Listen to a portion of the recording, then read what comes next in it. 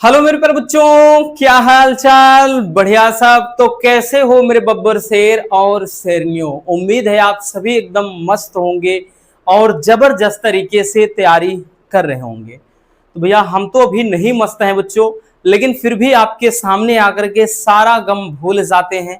बताया था कि बहुत जोर से बीमार पड़ गए थे।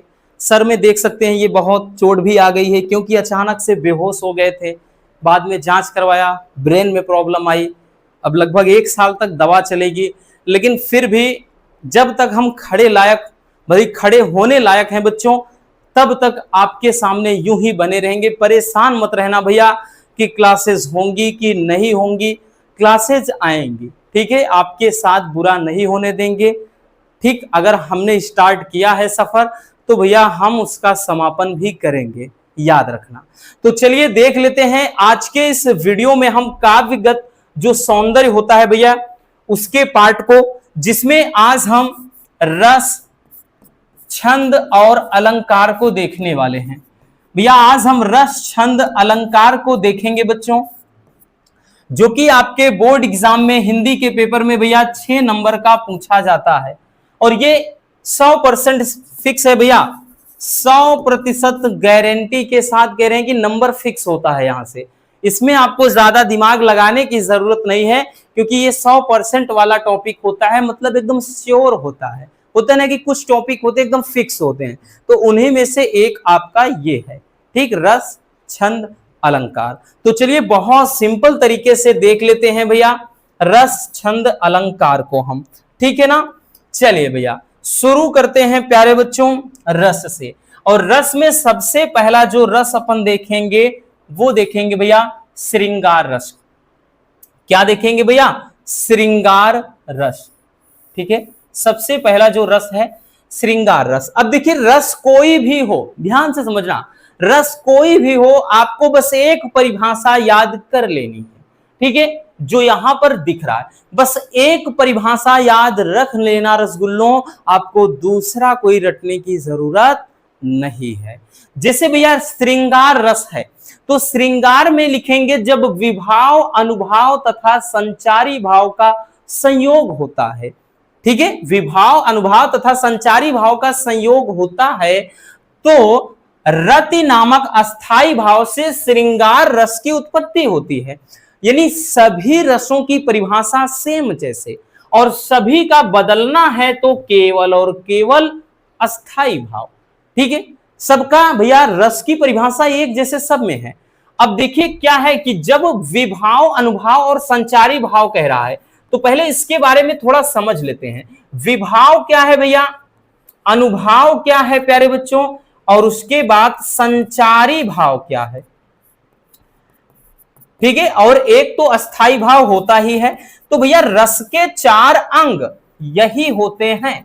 कौन? विभाव, अनुभाव, संचारी भाव और उसके बाद एक अस्थाई भाव। विभाव का मतलब इतना याद रखना बबुआ, कारण। ठीक है, विभाव का अर्थ होता है कारण, यानी भाई क्या होता है वो कारण जिसके कारण रस उत्पन्न होता है। ठीक है, अभी हम एग्जांपल के थ्रू समझाएंगे। दूसरा अनुभव का मतलब होता है अनुभव करना, उस चीज की अनुभूति करना, यानी अंदर ही अंदर प्रसन्नता हो गया, ये कुछ हो गया भैया, ग्लानि हो गया, दुख हो गया, वो अनुभूति करना, अनुभव करना। संचारी भाव का मतलब होता है भैया किसी चीज का संचार कर देना, यानी जो कुछ भी भाव है आपके अंदर वो चीज प्रकट कर देना। ठीक है, प्रकट कर देना। भाई जैसे आप बहुत देर से अंदर ही अंदर हंसे जा रहे हैं और आप ठहाका मारकर हंस दीजिए। भाई आप रो रहे हैं अंदर ही अंदर और आपसे बर्दाश्त नहीं हुआ, आप जोर जोर से रोने लगे, आवाज फैल गई, तो वो होता है प्यारे बच्चों संचारी भाव। अब उसके बाद एक अस्थाई भाव। अस्थाई भाव वो होता है जो शुरू से अंत तक चलता है। ठीक है, यानी शुरू से भैया अंत तक जो भाव बना रहता है हमारे मन में, वो भाव होता है अस्थाई भाव। जैसे यहां पे श्रृंगार, श्रृंगार का मतलब होता है यहां प्रेम की भावना। अब श्रृंगार रस में भी 2 रस होते हैं, एक संयोग श्रृंगार, एक वियोग श्रृंगार। लेकिन संयोग वियोग करके नहीं आएगा बबुआ, और ये वेरी वेरी इंपॉर्टेंट है, याद रखना। आपका पूछ लेगा बस श्रृंगार, तो भैया यहां पर संयोग वियोग से नहीं मतलब, दोनों एग्जांपल साथ में चलेंगे। तो यहां संयोग और वियोग, और इसका संचार स्थायी भाव क्या है, रति। रति का मतलब प्रेम। तो भैया यहां पर शुरू से अंत तक किसी व्यक्ति के मन में प्रेम की ही भावना होगी। ठीक है ना, किसकी भावना भैया, प्रेम की भावना। अब चाहे बच्चों वो संयोग श्रृंगार हो, संयोग का मतलब जहां नायक और नायिका के मिलन का वर्णन हो, और वियोग श्रृंगार हो जहां नायक और नायिका के बिछड़ने का बात की जाए। तो भैया दोनों स्थान है तो प्रेम ही, संयोग यानी मिलन की भावना, तो आप अंदर ही अंदर मगन हो रहे हो कि भैया आज उनसे मिलना है हमें, तो ये अंदर अंदर भाई प्रेम की भावना है। लेकिन जब बिछड़ना होता है, ब्रेकअप होता है, तो वहां भर भी भैया प्रेम की भावना है। तभी तो आप भाई क्या है, अंदर ही अंदर दुखी होगे, रो भी दोगे, तो है तो प्रेम की भावना। तो इसीलिए संयोग और वियोग दो श्रृंगार होता है। जहां नायक और नायिका के मिलन का वर्णन हो संयोग श्रृंगार, जहां बिछड़ने की भाव हो भैया वहां वियोग श्रृंगार। अब जैसे प्यारे बच्चों इसको बोलेगा कि भैया जैसे बोल देगा श्रृंगार अथवा वीर रस का लक्षण लिखते हुए भैया उदाहरण देना है।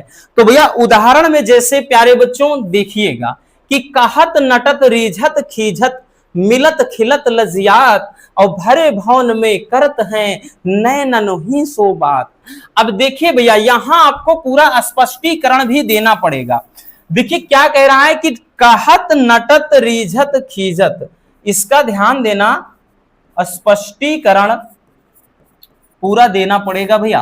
ठीक है, अब यहां पे कह रहा है कहत नटत रिझत खीझत मिलत खिलत लजियात। प्यारे बच्चों यहां पे है नायक और नायिका, एक भाई क्या होता है जैसे सभा का आयोजन हुआ है, मान लेते हैं कि कोई बड़ा सा हॉल है, कमरा है, और वहां पर नायक नायिका बैठे हुए हैं दूर दूर। ठीक है, तो कहत नटत यानी प्रेमी इशारों इशारों में प्रेमिका को यानी लड़की को कहता है, यानी कुछ इशारों में समझाता है, कुछ कहता है। और नटत लड़की उसको नकार देती है, मना कर देती है। और रिझत खीझत, और इससे क्या है प्रेमी जो है वो खींच जाता है, रीझ जाता है, खिसिया जाता है। और मिलत खिलत लजियात, और जैसे ही नायक और नायिका के नेत्र मिलते हैं, आंखों में आंखें भैया जब मिल जाती हैं, तो लजियात प्रेमिका लज्जा हो जाती है, यानी लजिया जाती है, शर्मा जाती है। और भरे भवन में करत हैं नैनन ही सुबात, इस तरह भरे भवन यानी पूरा का पूरा जो भवन है, घर है, वो भरा हुआ है आदमियों से, यानी आदमी पूरे सभा में हैं, उसके बावजूद भी ये क्या है, करत हैं नैनन ही सुबात, वो आंखों आंखों में ही बातें कर लेते हैं।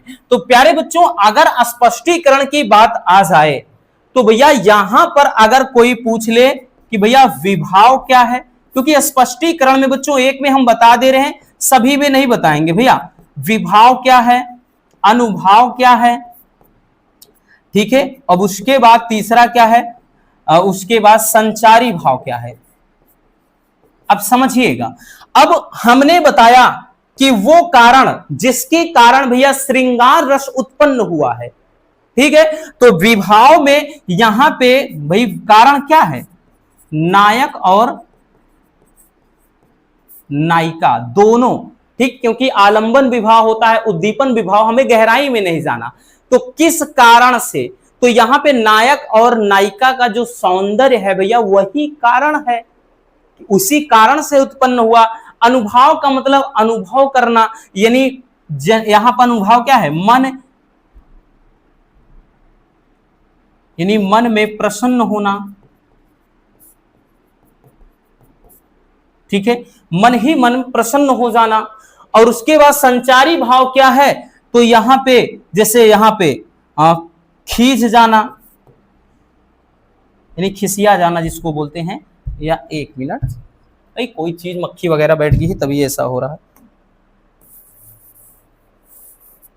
ठीक, देखिए यहां पे क्या है, खींचना, क्या हो गया है भाई,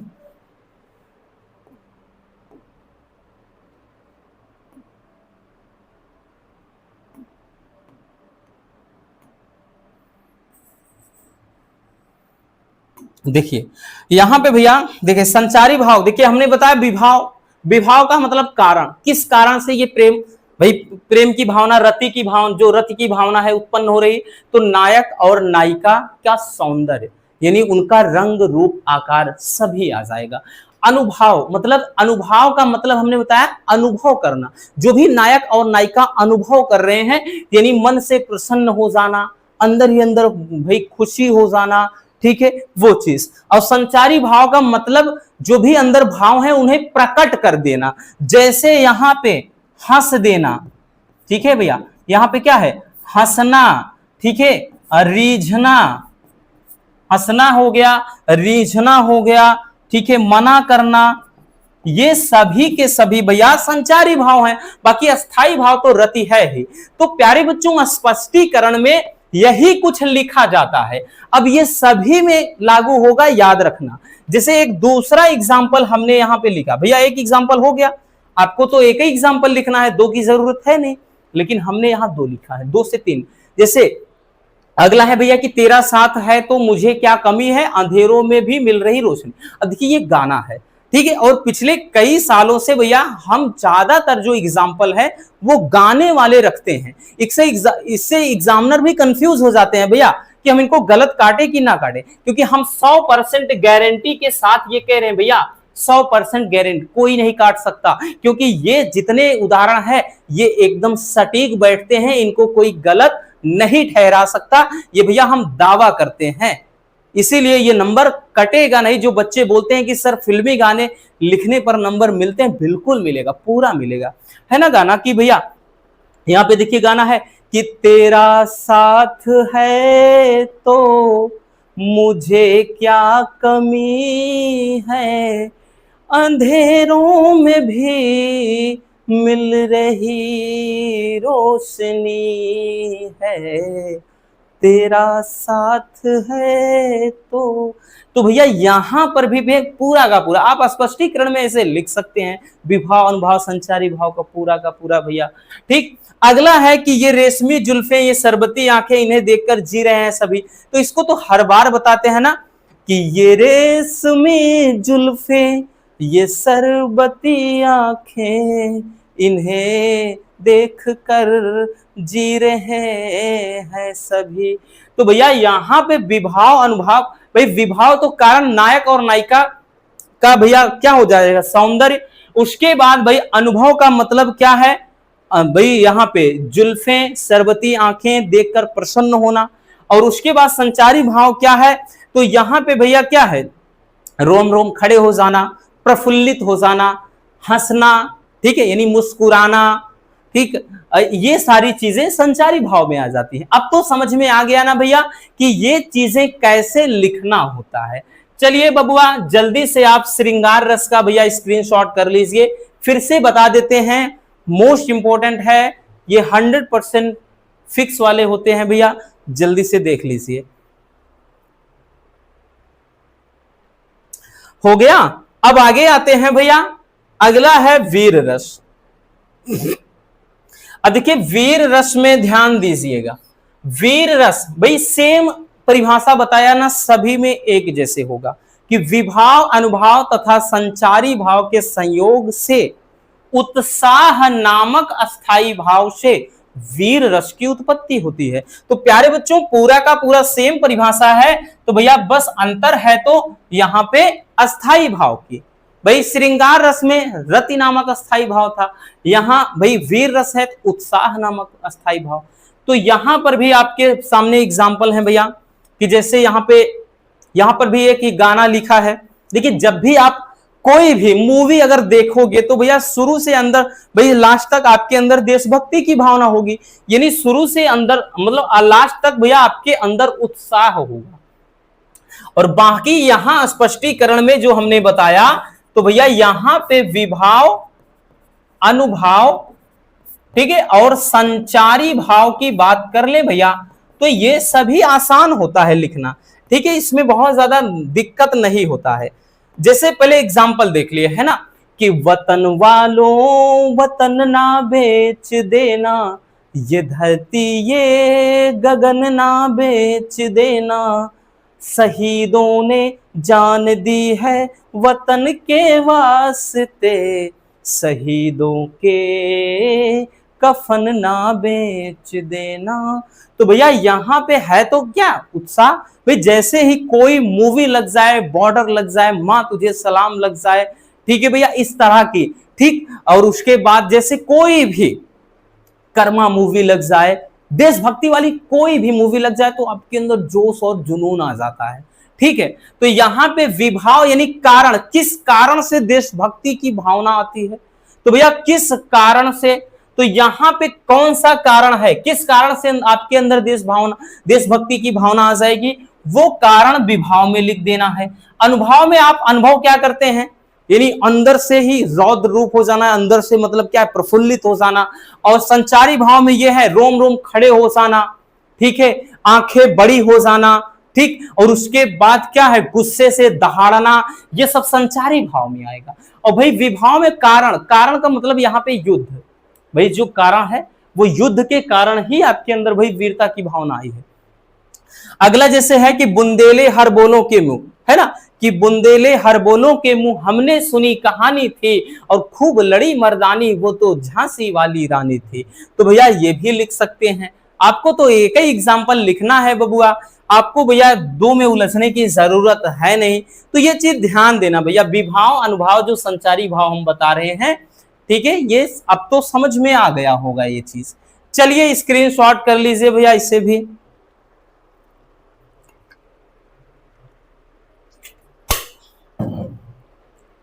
अगला देखते हैं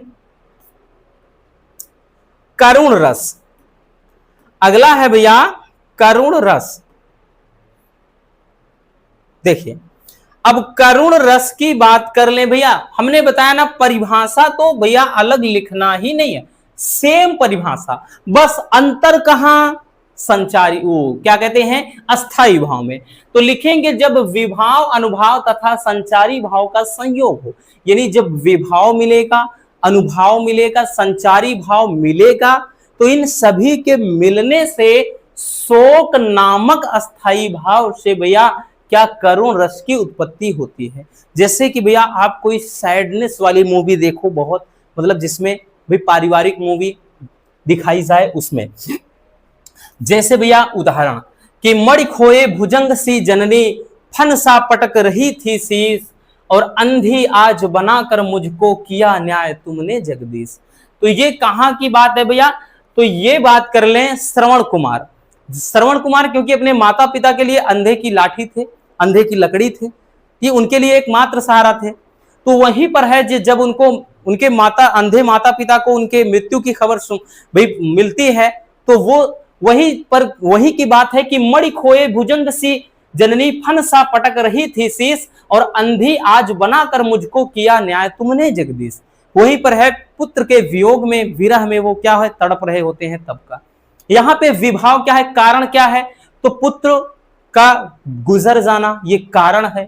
अनुभाव क्या होगा भैया, अनुभाव का मतलब ये है कि मतलब क्या है, अंदर ही अंदर भाई शोक ग्रहण करना, शोक की भावना जागृत हो जाना, ठीक है। और उसके बाद अनुभाव हो गया। संचारी भाव क्या है, तो जोर जोर से भाई रोना, ठीक है, उसके बाद हाथ पैर पीटना, सर पीटना, तो ये सब क्या है संचारी भाव में आ जाएंगे। अब तो समझ में आ गया कि विभाव अनुभाव संचारी भाव क्या होते हैं, ठीक। अब उसके बाद जैसे दूसरा है भैया कि अब गाना देखा होगा ना, कि आपने सुना होगा ना, चला गया चांद कहां आसमां को छोड़ के, ढूंढ रहे हैं सितारे दिल गया तोड़ के। तो भैया ये तो ज्यादा आपने भैया देखा ही होगा, ठीक है। इसीलिए प्यारे बच्चों हमने ऐसा एग्जाम्पल रखा है जो हमेशा आपके जुबान पे रहे। और कभी ये मत सोचना कि ये लिखने पर नंबर मिलेगा कि नहीं, बिल्कुल मिलेगा, 100% मिलेगा, पूरा नंबर मिलेगा, याद रखना। तो चलिए भैया करुण रस का स्क्रीनशॉट कर लीजिए।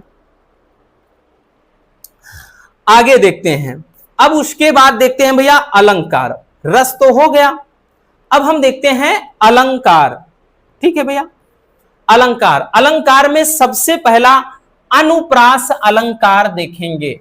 अनुप्रास अलंकार का होता क्या है, तो ऐसा अलंकार जहां पर, अलंकार का मतलब क्या है, शब्दों को सजाने वाला, जो मतलब किसी भी शब्दों की जो मतलब कोई वाक्य है, वाक्य की शोभा बनाने वाले शब्दों को ही अलंकार कहते हैं। ठीक है, अलंकार कहा जाता है। अब अलंकार में भैया पहला अनुप्रास। अनुप्रास अलंकार क्या होता है बच्चों? जहां पर कोई व्यंजन, ठीक, किसी व्यंजन की जो आवृत्ति है वो बार बार हो, उसे कहेंगे अनुप्रास अलंकार।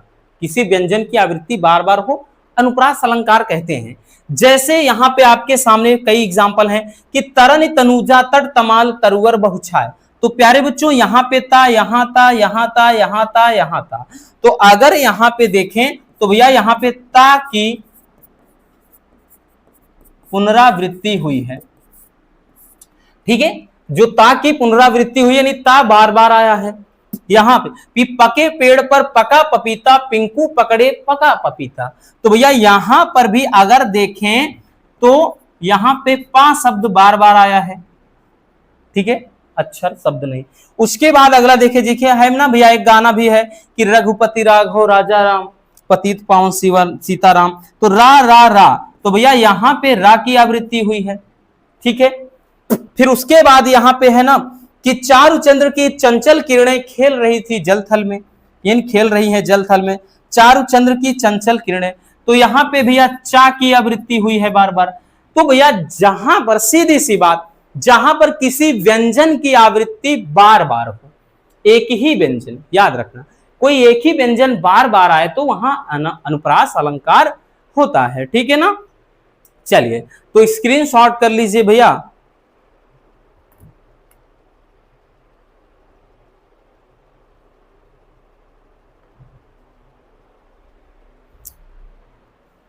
अगला देखते हैं,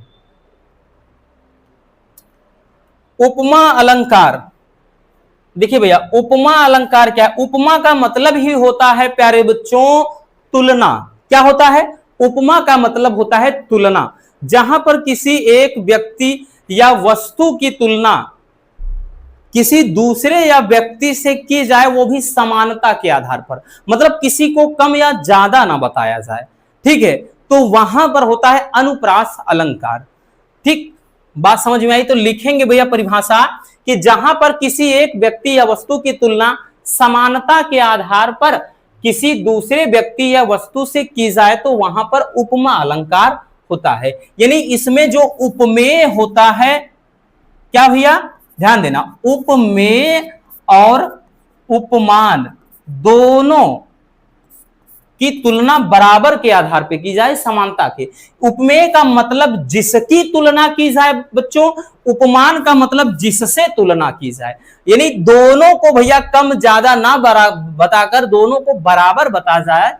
ठीक है, बराबर बताया जाए तो वहां होता है उपमा अलंकार। यानी इसमें से, जैसा, जैसे, जैसी, ये सब वाचक शब्द आते हैं।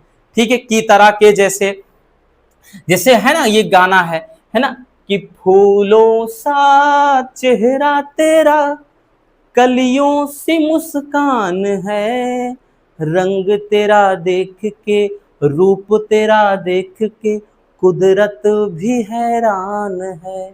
तो भैया फूलों सा चेहरा तेरा और कलियों सी मुस्कान, यानी फूलों की तरह, अगर ध्यान दें भैया, फूलों की तरह क्या है? चेहरा है, और कलियों सी मुस्कान है, यानी कलियों की तरह मुस्कान है।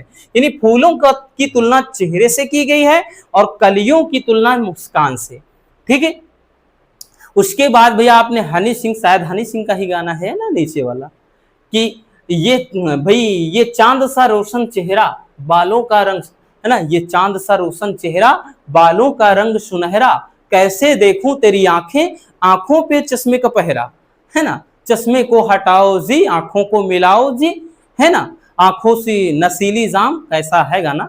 तो यहां पे ये चांद सा रोशन चेहरा, तो भैया चांद जैसा जो रोशन है वो चेहरा है, और बालों का रंग सुनहरा। ठीक है, तो ये रहने देते हैं भाई, चांद सा रोशन चेहरा, यानी चांद जैसा रोशन चेहरा है। अगला है कि भैया एक और है कि चांद जैसे मुखड़े पे बिंदिया सितारा, नहीं भूलेगा ये चांद ये सितारा वो सितारा, ऐसा कोई गाना है। तो भैया यही चांद जैसे मुखड़े पे बिंदिया सितारा, तो भैया चांद जैसे मुखड़े पे, चांद की तरह मुखड़ा है, ठीक। या सिय मुख सुंदर चंद्र समाना, सीता का मुख चंद्रमा के समान है। या अगला भैया है कि यहाँ पे कि सोना चांदी क्या करेंगे प्यार में, सोने जैसे गुण है मेरे यार में।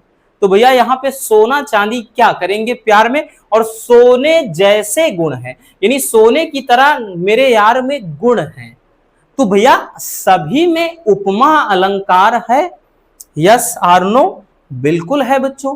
तो आपके सामने हमने 4 एग्जाम्पल लिखे, आपको एक ही लिखना है बोर्ड एग्जाम में। चलिए स्क्रीनशॉट कर लीजिए भैया, आगे चलते हैं बबुआ। अगला है भैया यमक अलंकार। यमक अलंकार में क्या होता है समझिएगा। यमक अलंकार में भाई कोई शब्द क्या होता है 2 बार आएगा, किसी आवृत्ति की बार बार, मतलब कोई शब्द की आवृत्ति बार बार होगी लेकिन दोनों के अर्थ अलग होंगे, तो वहां होता है यमक अलंकार। यानी जहां पर शब्दों की आवृत्ति बार बार हो लेकिन अर्थ उनके भिन्न भिन्न हो, तो यहां भाई वहां पे यमक अलंकार होता है। जैसे एग्जाम्पल के समझिएगा भैया कि ऊधो जोग जोग हम नाही, तो भैया ऊधो जोग जोग हम नाही, तो प्यारे बच्चों यहां पे देखिए जोग शब्द आया है, जोग और जोग 2 बार आया है। तो एक तो जोग का मतलब होता है योग, योग जिसको भैया यहां पे तप या साधना बोला गया है, एक योग होता है। और दूसरा योग के मतलब, यानी यहां पे क्या है कि गोपियां उधो को समझाते हुए कहती हैं कि हे उधो, ये जो तुम हमारे पास ब्रह्म ज्ञान देने आए हो, इस योग के जोग हम नहीं हैं। यानी एक योग का मतलब होता है के काबिल, उधो जोग जोग हम नहीं, के लायक, ठीक। यहां पे एक जोग का मतलब योग तप साधना, और एक जोग का मतलब के लायक या के काबिल। अगला है काली घटा का घमंड घटा। तो भैया यहां पर भी प्यारे बच्चों घटा शब्द आया है 2 बार, यहां पर भी घटा शब्द 2 बार आया है। एक भैया घटा का मतलब काली घटा, यानी घटा से बादल, काली घटा यानी काला बादल, और दूसरा घमंड घटा, घटा का मतलब यहां पे दूसरा जो घटा है वो घटना जिसको कम होना कहते हैं, वो वाला घट, इंसिडेंट नहीं, मतलब वो वाली घटना, घट जाना, कम हो जाना। अगला है भैया कि कनक कनक तैसव गुनी मादकता अधिकाय, या खाए बौराय जग वापाए बौराय। तो प्यारे बच्चों यहां पर भी देखिए कनक कनक शब्द आया है, कनक और कनक, लेकिन दोनों के जो अर्थ हैं भैया अलग अलग। एक कनक कनक का मतलब होता है, एक कनक का मतलब सोना, और एक कनक का मतलब धतूरा, ठीक है भाई। यहां पे एक क्या है, ये जो सोना है वो धतूरे से भैया उसकी जो भाई उसका जो नशा है, उसकी मादकता है 100 गुनी है, क्योंकि सोना तो आदमी भाई, धतूरा तो खाने पे आदमी बौरा जाता है, लेकिन सोना तो पाकर ही बौरा जाएगा, यानी पागल हो जाएगा, ठीक है। तो आपको इस तरह से भाई बताना पड़ेगा, लिखना पड़ेगा। स्क्रीनशॉट कर लीजिए भैया, आगे चलते हैं ना बबुआ, आगे चलते हैं। एक और अलंकार है श्लेष। श्लेष का मतलब होता है चिपका देना, गोंद। देखिए भैया श्लेष अलंकार क्या होता है प्यारे बच्चों कि जहां पर कोई एक शब्द एक ही बार आए लेकिन उसके अर्थ अलग अलग हो, यानी अब की बार मतलब अर्थ एकदम गोंद की तरह चिपका रहे, ठीक। तो जैसे है कि रहीमन पानी राखिए बिन पानी सब सून, और पानी गए ना उबरे मोती मानुष चून। तो यहां पे एक चीज ध्यान देना, यहां पानी शब्द एक ही बार आया है लेकिन इस पानी के अर्थ अलग अलग होंगे, ठीक है। 3 अर्थ बनेंगे भैया, ध्यान देना। एक पानी का मतलब देखिए कह रहा है कि भाई रहीमन पानी राखिए बिन पानी सब सून, यानी रहीमदास जी कहते हैं कि मनुष्य को पानी बचाकर रखना चाहिए, क्योंकि भाई बिना पानी के सब सूना है, अगर पानी एक बार चला गया तो उबरेगा नहीं। मोती मनुष्य चून, यानी मोती का, एक पानी का मतलब यहां पे मोती का पानी, ठीक है। मोती का पानी मतलब की बात कर रहा है चमक की, ठीक, दूसरा है मानुष, मनुष्य का पानी। मनुष्य का पानी का मतलब भैया मनुष्य की इज्जत। भाई एक बार अगर इज्जत चली गई दोबारा वापस नहीं आएगी। चून, चूने का पानी मतलब अगला है चूने का पानी।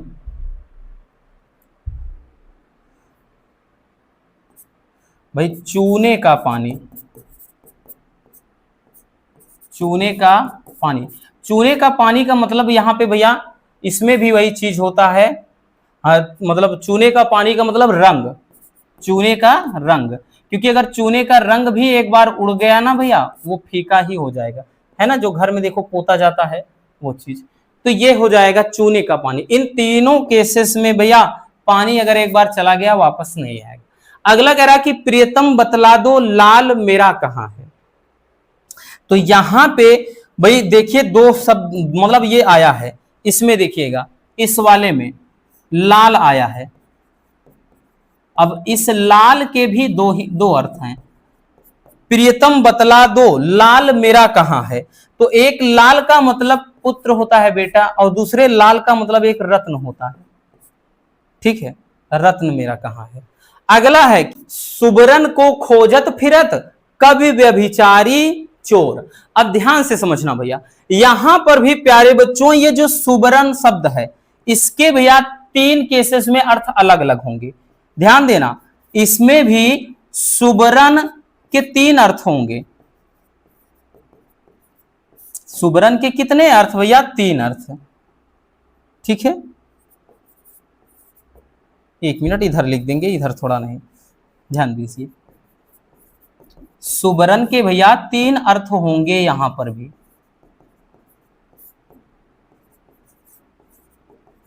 मतलब कह रहा है कि सुबरन को खोजत फिरत, सुबरन को खोजते रहते हैं हमेशा कौन? कवि, व्यभिचारी, चोर।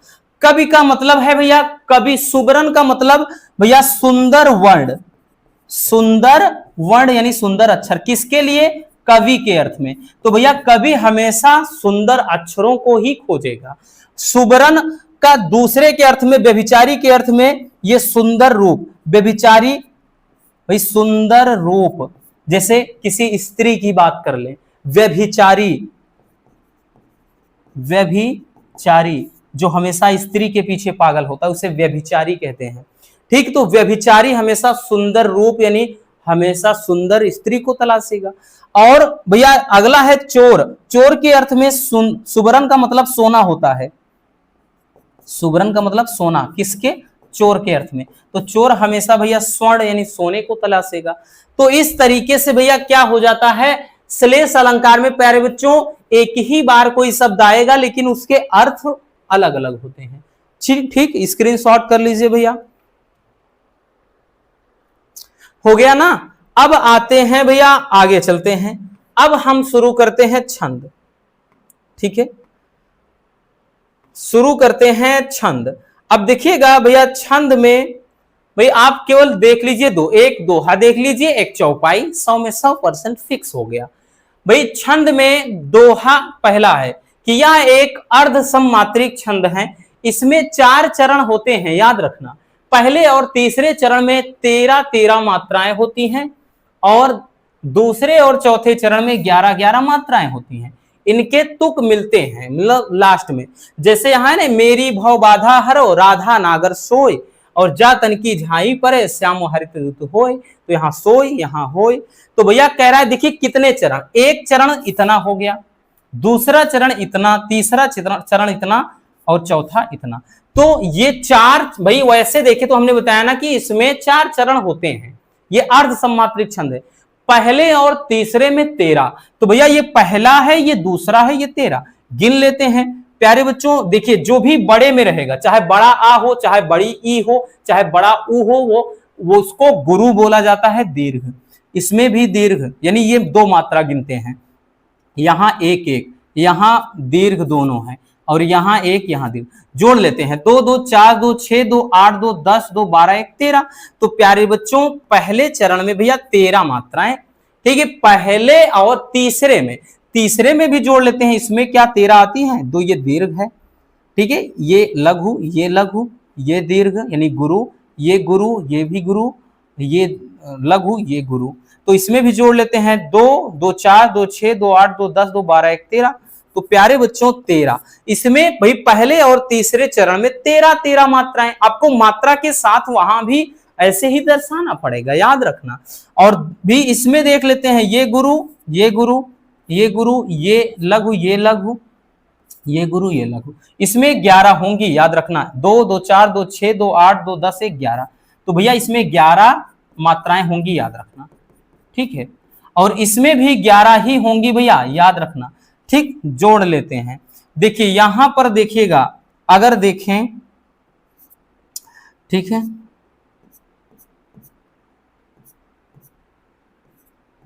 जोड़िए। 2 1 3, 2 5, 2 7, 2 9, 2 11, 11 मात्राएं। तो भैया ध्यान देना, हमने बताया ना कि भैया ये पहला चरण और ये तीसरा, पहले और तीसरे में 13, दूसरे और चौथे में 11 मात्रा। तो आपको मात्रा के साथ इसको इस तरह से बोर्ड एग्जाम में भी दर्शाना पड़ेगा, नहीं तो नंबर कट जाएगा। चलिए स्क्रीनशॉट कर लीजिए भैया। चलिए आगे देखते हैं। तो ये तो रहा भैया दोहा। अब एक चीज और ध्यान देना, दोहा का उल्टा, इसी में थोड़ा समझिए, दोहा का उल्टा होता है क्या चीज? सोरठा। अब दोहा का उल्टा का मतलब सोरठा का भी सेम, मान लेते हैं आपको परिभाषा याद ही नहीं हो, इसी का उल्टा कर डालो। यह एक अर्थमात्रिक छंद है, इतना लिखना है। फिर इसमें भी लिखेंगे 4 चरण, और पहले और तीसरे में 11 कर देंगे, दूसरे और चौथे में 13। तो जैसे यहां पर इस तरह से लिखे, अब की बार उल्टा लिख देंगे कि राधा नागर सोए, मेरी भवबाधा हरो, श्याम दरित हो, मतलब श्याम हरित दुति होए, और जतन की झाई पर है, मतलब इसी को पूरा उल्टा लिख दीजिए, सोरठा हो गया। यार भैया समझ में आया? चलिए अब चौपाई। चौपाई तो और आसान होता है प्यारे बच्चों, याद रखना। चौपाई एक सममात्रिक छंद है, इसमें 4 चरण होते हैं भाई। प्रत्येक चरण में 16 मात्राएं होती हैं। तुक पहले चरण की दूसरे और तीसरे चरण की चौथे से मिलती है। तुक का मतलब ये, ठीक है, जैसे बंदव गुरुपद पदम परागा, ठीक, ये चीज। तो जैसे यहां पे, और उसके बाद यति हर एक चरण के अंत में होती है, यानी विराम। जैसे बंदव गुरुपद पदम परागा, सुरुचि सुबास सरस अनुरागा, ठीक है। अमुय मूर्मय चूरन चारु, समन सकल भव रुज परिवारु। तो भैया यहाँ परागा, यहाँ अनुरागा, यहाँ चारु, यहाँ परिवारु। तो यहाँ परागा आगा यहाँ पे आया, यहाँ परिवारु चारु उ यानी चारु। तो यहाँ पे ध्यान मिल रहा है नहीं, चारु परिवारु, यहाँ परागा, यहाँ अनुरागा। तो चलिए गिनते हैं। तो भैया कितने चरण? 1 2 3 4 चरण, सभी में 16 मात्राएं होनी चाहिए। तो भैया यहाँ पे जैसे दीर्घ, यहां एक लघु, यहां एक, ठीक है। अब उसके बाद यहां एक, यहां एक, यहां एक, यहां एक, यहां एक, यहां एक, यहां एक, उसके बाद यहां एक, यहां दीर्घ, यहां दीर्घ। जोड़ डालते हैं भैया, 2 2 4 1 5 1 6 7 8 9 10 11 12 13। भाई उसके बाद 1 मिनट 2 2 4 2 6 2 8 2 10 2 12 2 14 2 16, ठीक। 1 मिनट भैया, यहां पे ये दीर्घ में नहीं माना जाता है।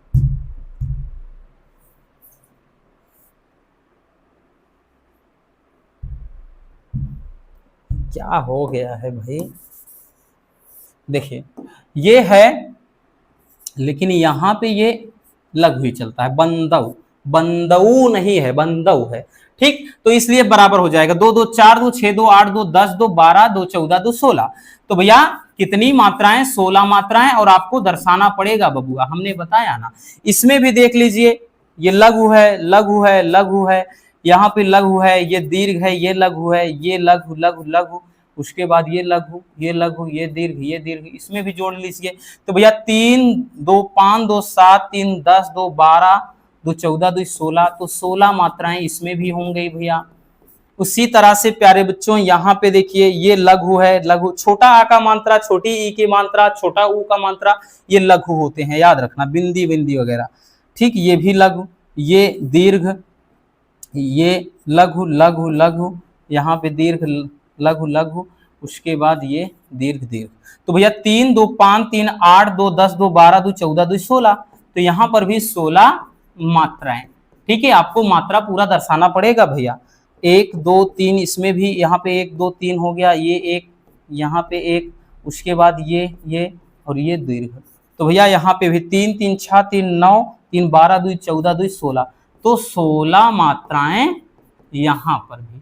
ठीक है, इस तरह से भैया 16 मात्राएं भी आपको ये याद है। ठीक है, नहीं तो जय हनुमान ज्ञान गुण सागर, जय कपीस तिहुँ लोक उजागर, राम दूर अतुलित बलधामा, अंजनी पुत्र पवन सुत नामा, लिख दीजिए, कोई दिक्कत। या फिर बिनु पग चले सुने बिनु काना, कर बिनु कर्म करे विधि नाना, तन बिनु परस नयन बिनु देखा, गहे घ्राण बिनु वास असेखा।